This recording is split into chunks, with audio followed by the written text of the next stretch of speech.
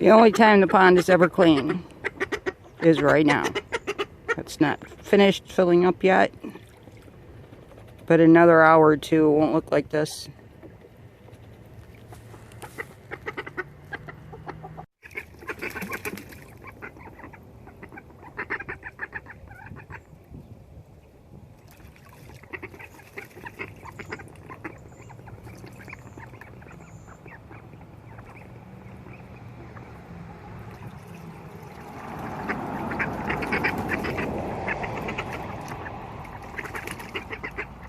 Clean pond time is how I know we have at least one male.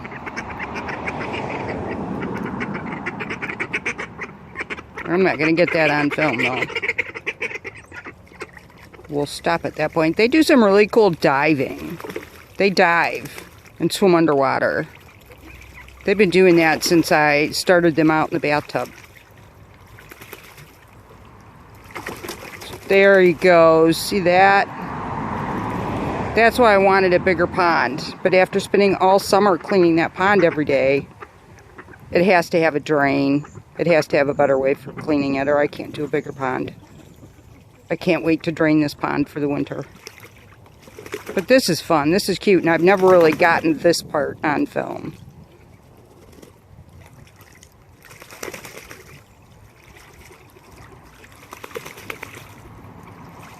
Usually they're all 5 in there. Must be because I'm filming. They're different when I'm filming than they are when I'm not. It's amazing the difference a camera makes.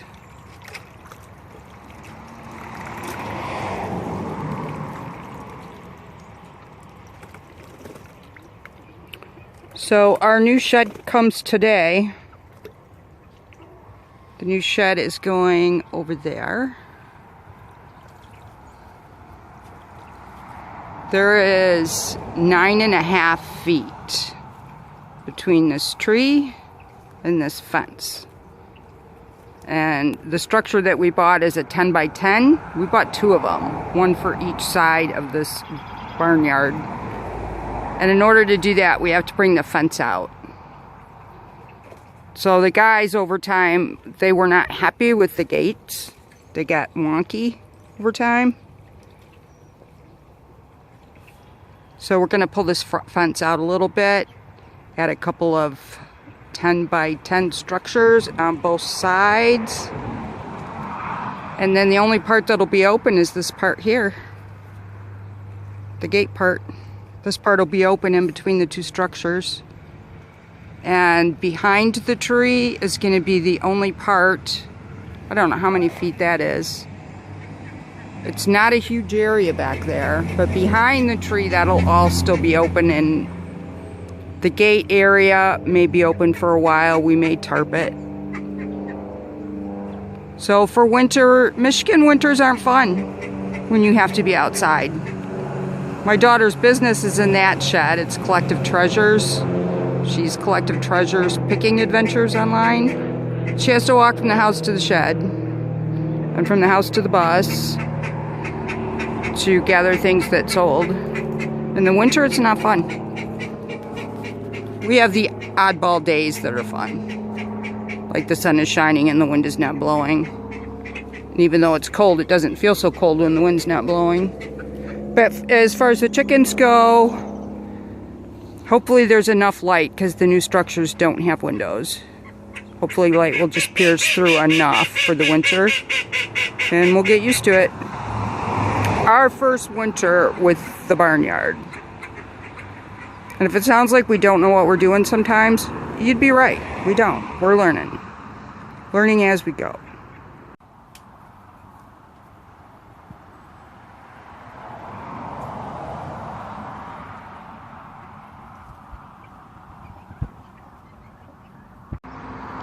This is Robin from Garden Extras. We had our first frost. It was a good frost. But the garden still looks beautiful. Calendulas I knew would do well. They always do well.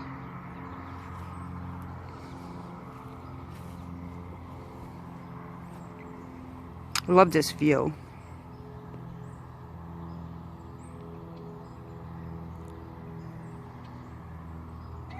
can see there's things that have been covered. Vegetable garden. Peppers. I have a lot of peppers. They're not all ripe, but they're good size.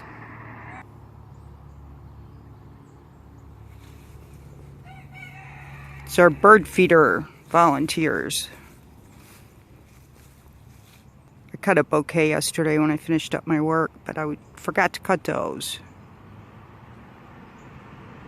Tropicanas haven't come out yet. Pulled up one. And I potted up 3 really small pieces for inside. Dilithium always does well too, and I have a lot of it in the yard.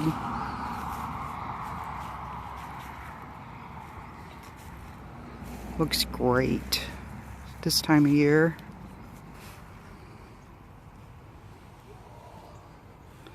This grass, I believe a seed blew in from across the street over there. This came up with my corn, so I moved it. I'm a fan of grass. I just don't have any big tall ones, or I didn't until the seeds started blowing in. We have a new compound for our birds.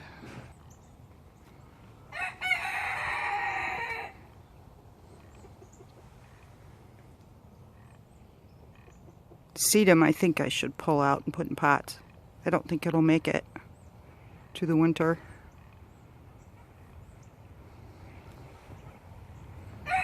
The pond is going to be closed soon. I just haven't done it yet.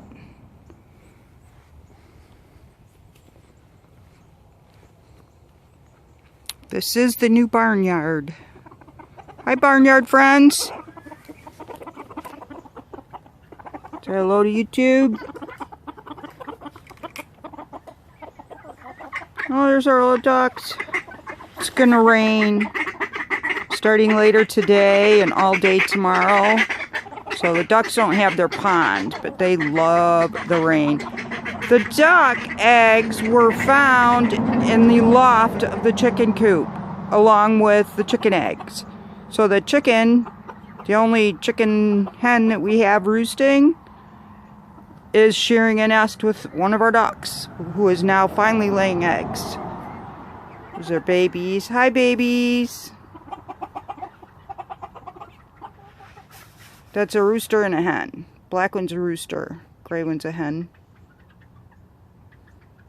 We have a little white one that I believe is a rooster. Where are you, little baby one? Oh, there she is. He, she, we don't know. This one's biting my foot. You want to dance, little dude? No? Are you sure? I'll dance with you.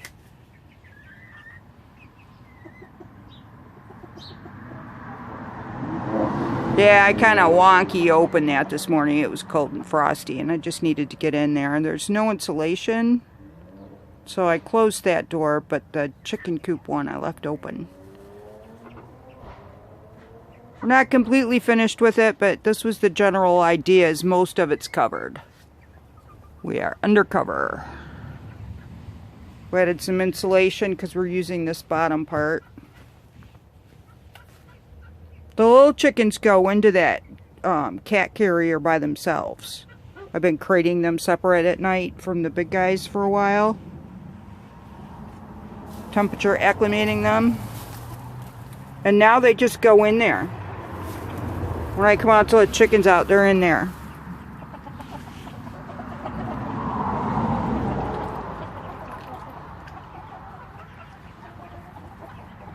So later on, we're going to have a tarp over this area.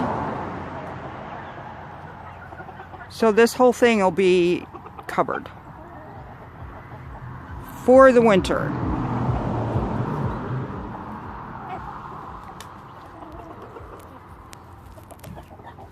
We need a lot more straw.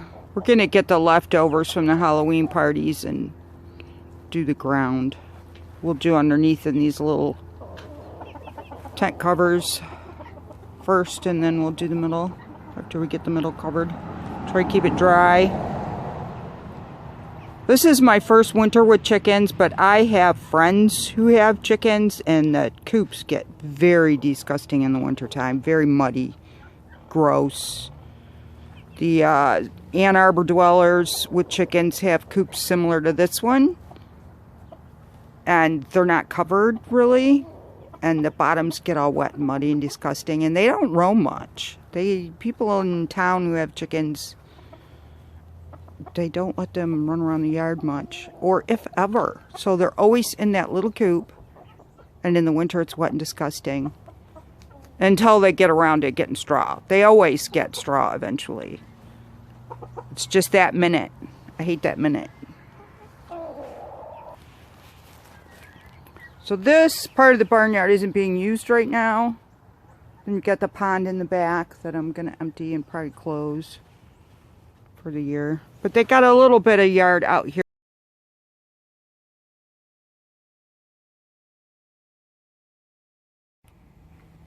Inside the greenhouse, greenhouse 1. I'm going to pull this out. I need this hanging pot for a spider plant. Pull it out, put it in something else. It's for next year. It doesn't look great, but we'll see if it comes back. This one looks so good, I should probably take it in the house. What I'm excited about is ashwagandha. I had one bad season of ashwagandha, and the seed pods didn't mature before the weather turned bad like it is right now. The weather just turned bad. It's frost. So I had to harvest early, and most of the seeds aren't good, and I've tried, this is probably my 4th time trying to get my own seeds to sprout this year. I started early in the spring and then periodically tried again in hopes that some of the seed pods matured. And then to my surprise, I found sprouts. I'm so excited. I have wintered ashwagandha in the house, so I know that if I can just get them to a stronger stage out here, I'll be able to bring them in and they'll do well.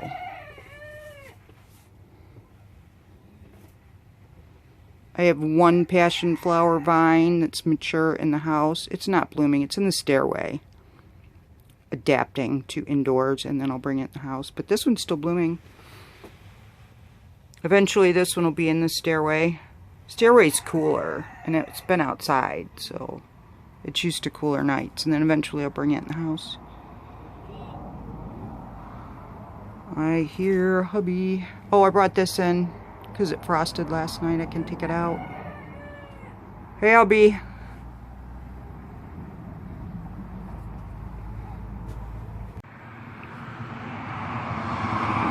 So that was hubby taking off to get parts for the schoolie. Brake line. They were going to let my daughter drive it. She needs to get used to it. That was a New Year's resolution, and they got in it. And Richie's like, hit the brakes. And Chrissy's like, it won't go. I got the brakes on. It won't stop. One of my mummies is unwrapped. This is why I wrapped it.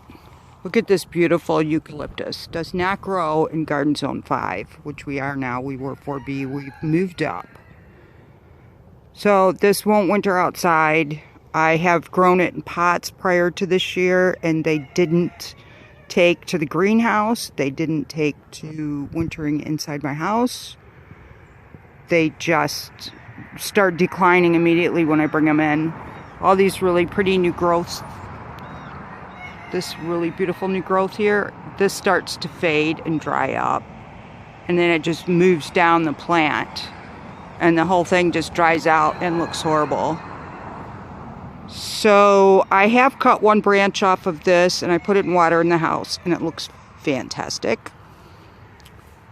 So, and I took a branch and propagated it inside the greenhouse underneath the table in a tub. So I think I might do some more of that, propagating it and cutting it off and sticking it in water and using it that way, and then maybe as a dried branch. This I want to propagate. This is white lavender. I have never, until now, seen white lavender. I bought it at that shopping spree on Mother's Day on Ford Road. First time at that nursery. Freezing cold day. We bought some good stuff that day. Just wasn't comfortable doing it. So I'm going to try propagating that. I'm going to get this out of the ground.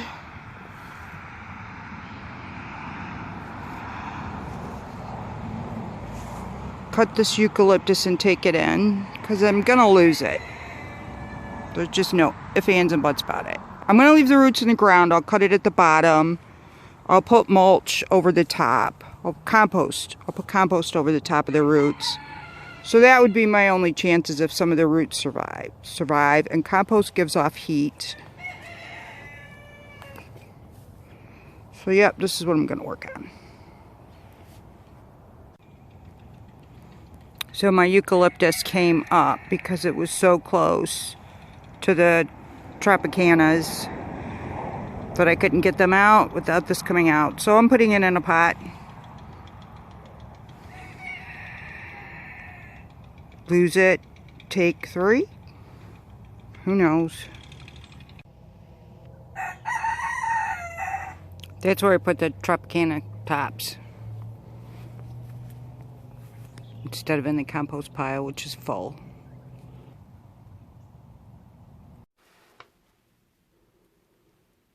Alright, I brought the tree into the stairway.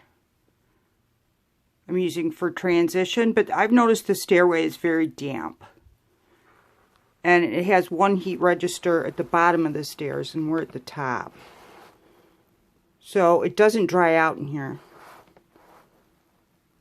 So we're just going to try the tree in a different spot. Years past, it was already in a pot. It didn't have to go through the transplant shock. Look how beautiful those leaves are.